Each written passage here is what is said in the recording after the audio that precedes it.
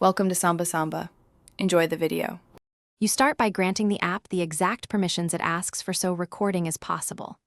Open DU Recorder and go straight to settings to choose resolution, frame rate, and bitrate. Higher values give better quality but use more space.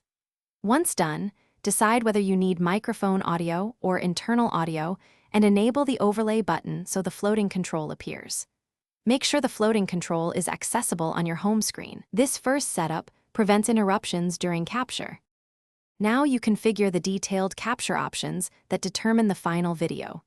You should test the countdown timer and do a quick sample recording so you can check audio sync and visual quality. Once satisfied, use the recording source selector to pick internal audio or microphone. Internal audio preserves game sound while mic captures your voice.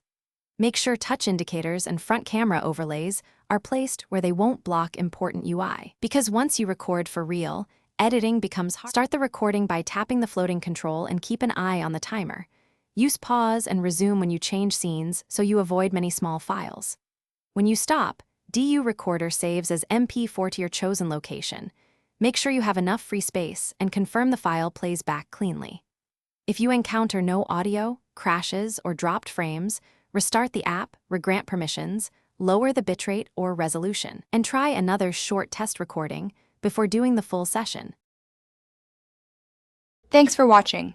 Consider subscribing if we helped you.